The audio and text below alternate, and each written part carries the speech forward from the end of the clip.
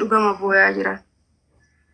Hundi keessan boo'aartani wallahi anazalatti wallahi boo'aa jira. Duulee qabrii takka keessa jijjiifnee lubbuu keessa hafee qoyaa fuuraa baafatanii hojii dinjiraa jiran fakkaatanii bar. Wayi.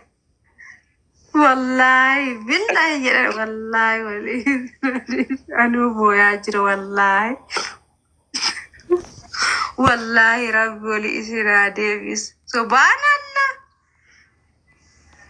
Ya wallahi garaan nu gubate wallahi walitti deebi'a. Garaan na nyaatani wallahi walitti deebi'a. Dhugaa lubbuu rabbi walitti isinaa deebis. Warri hin boo'inaa maaltu isin boojjisa. Jaarsaa jaartiin Tagadee amma yaadate Fatiyaan si jala hoo jiraatte naqe.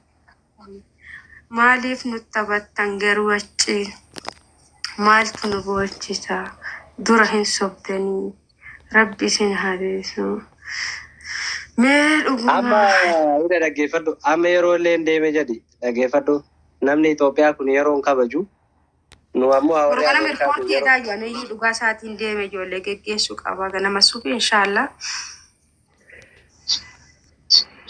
hojiin kee aanchii sii taphachee jiraatti. Du'aamu sii godhaarra. Humaallee hin argannu. Warri asumaan dhaamtota akkasii dhaama warri gara biyya Arabaa gara seeraatiin deemuu barbaadan Dubaay, Qatar, Dubaay, Saawudii, Joordaan. Dubaay nama afaan beeku ji'aaf guyyaa 2 yookiin immoo ji'a osoo hin gahinis sun nasiiba isaati garuu ji'a 2 inuma abadan hin guutu jechuudha. Saawudii immoo warri afaan hin beekne illee ni deema. Warri Saawudii ji'a 2. Warri afaan hin beekne fiizaan ka deebi'uuf jechuudha. Kuweet hin banamne Qaxar illee hin jiru fiizaa malee kanneen sadiin biyyoota kanneen sadiin deemuu ni dandeettanii jechuudha. Dubaay namni afaan hin beekne illee ni deema garuu nama afaan beeku irra filatan malee yeroo baay'ee fiizaan jalaa turuu danda'a. Kanaafuu warroonni obboleeyyan keessan of biratti waamuu barbaadan karaa kiyya dhuftanii keessaan akkana dubbistan isiniin jedha. Na kabiraammoo dhaamsa obboleeyyummaa an isiniif dhaamu kaargoo biyyatti hin godhatina waanuma fedhes yoo ta'e kaargoo biyya ergitanii biyyaa fudhan jedhina. Waraqaan nama mana hidhaa ture yookiin nama galee waraqaan namaa kennamu fakkeenya Saawudii kaawwan hin beeku.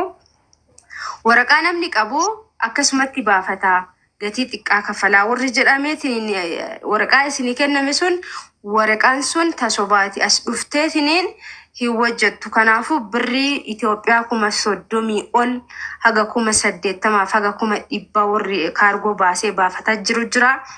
Kana hunda hin kafalu meeshaan kiyya kana hin gahu jedhanii meeshaa san achi keessatti dhiisanii warra biraa deemanitu jira jechuudha. Kanaafuu kaargoo godhachuun lakkoofsa si gaafataa haranii lakkoofsa. Wanni tokko maal jedha beektaa Abubakar ka jedhu tokko. Naafi hojiidhaaf sitti haajamaa obboleettii yoo nu wajjin hojjettee isin jechaadha. Profaayilii kiyya gattuqii naa bilbili kiyya profaayilii kiyya jala jira. TikTok kiyya profaayilii gattuqaa achi jalatti na argattanii informeeshina biyya keessa jirullee warri deemuu barbaaddanis gara kaargoo kanaanis keessattuu kaargoo hin ergatina. Ya rabbii kiyya wallahi isa baasuuf ganama sa'aatii takkatti yoo seente galgala sa'aatii takkatti halkan achi baata osoo kana gadi. Akkasuma birrii hin jiramoo hin jiruu qofatti kalaasan kaan itti dhiisi hin beekani. Birrii bilaashin jiramoo akkuma jedhan bilaashitti namaa galchamoo birrii kaffalan qaraxa. Birrii yogguu kafaltuu dabil godhanii sirraa fuudhan birrii saniin kafallu jedhee meeshaa ofii namachi keessa dhiisee jira. 70 si gaafatan. Okay, anillee waan erge waan ergina siyaadhaamaa fi obboleessi keenya tokko gaafaan ani achi keessa shufeerummaa dalagu Kuweet irraa gali.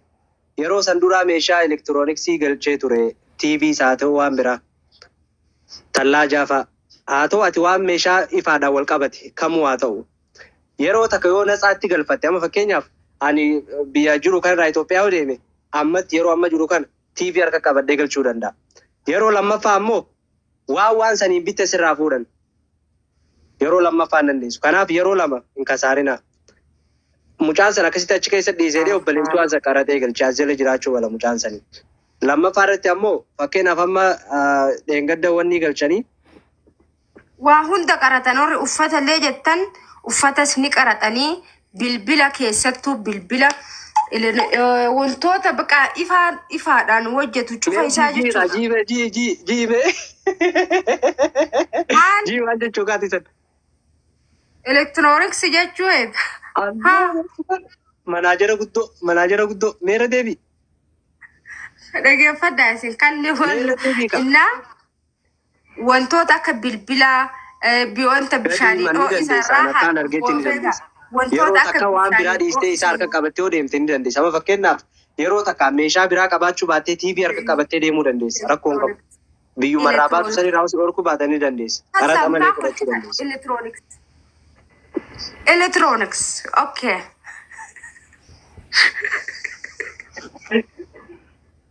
Yaakal baay'inaan.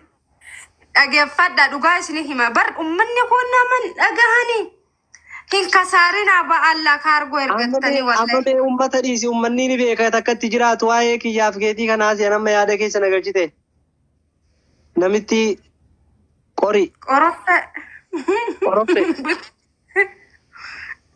Dhaggeeffadhaa isin. Raaha eeyyen hin shakkinaa. Dhugaan siin jedha wallaahi nama hin dhageessanii wallaahi ijoolleen dhiiraa jechaadha. Dhalaaf ijoolleen waanumaatti barsiifattee hin dhageessanii waanumaatti barsiifattee sii waraaba sii guddatan. Dhugaan siin jedha. Dubartii fi ijoollee woomaatitti qicatte keessaa waraabbatta. Hin dhageessanii Turkila. Amma namni isira jala akkamiin namitti jedhaan jettanii ofii dursitee jettii fi hin jetti argitanii maaliif baratteerti gaa argitanii amma isii fi Fatiyaa sabboontuu takka Fatiyaa ni beektanii mireelii irratti as jirti qaatar kana isii fi Fatiyaan amma Harargee keessaa uleenuu yoo yaasan hin deemtu yaa nin beekan. Ammas wanni ashiitii ammas ashiitii Fatiyaa. Meeshaan isaan uummata kiyya kana wanta isaan barbaachisu himaa fi uummata kiyya akka miidhaman hin fedhu bannaa taachuu achii dhuftanii akka isin asiin rakkattanii fedhu. Amma kunoo namni kan miidhamne feeta? Tayyibaan akkaan hin miidhamne natti himire namattuu kan miidhamne jirta. تعال موجود هذا قوى الموجود تعال مي بليز نمني تكيتنا رامرو يوجرات تمه تكيتنا رامرا برتي قلي أرارسي دي بيا مي وفنا قبا تكيتا والله وقاكي يا ماسكم نگر harka qabadhaa galaa shaanxaa lama yookiin sadii harka qabadhaa galaa yaa ki faraas muut godhaati anasiinin ummata kiyyatti haaswaate chiyaase waan barbaade deemaa sayaa maaliif hin dhaggeeffanne teesse nuti yoo lubbu jirra ifiifuu.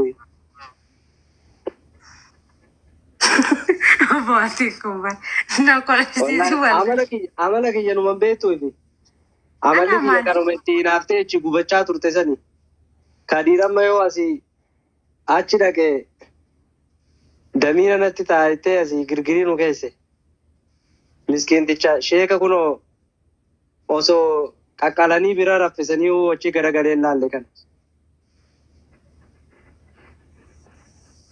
موجود أنا اسمع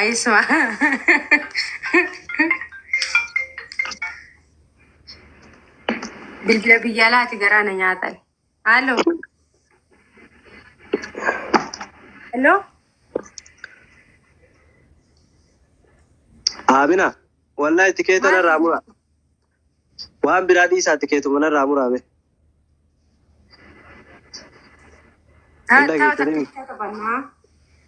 Tikeetu mana raamuraati miira keessaa bee akkamiin miira keessaa baayaa fi ofii miira keessa kan galu na taasiftan. Tikeetiin birrii asii achi deemaan birrii 30 achi as deemaan 30 60 riyaala 2000 biyya kana. Yoo namni asiichi deemuu na gargaare namni achi as deemus kadhadhee deema. Shufeera na fuudhi jee dirree xayyaaraatti harka dura qabadha na gargaarame. Amma narraa addaatti dhugaa amma eedana hin bulu amma eedana hin bulu.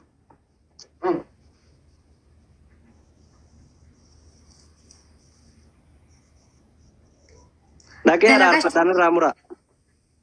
As deemaa fi achi deemaa immoo Abduu. Qatar jira Qatar. Maa kolfanii uummanni kun maa kolfitanii gini bannaa taachuu? Haa maa kofaltan? Isii fidadhu. Zara. Isii natti fidaa jennaan diddanii mi? Sadii. 20 qofa. Lammi nurraa muraa gaa bakka. Kunoo 20 qofa jaanaati 25 yookaan yoo guddate 30. ወደደን አላ ወደደን እስልምና ለኛ መረጠ ወደደን አላ ወደደን እስልምና ለኛ መረጠ ወደደን አላ ወደደን እስልምና ለኛ መረጠ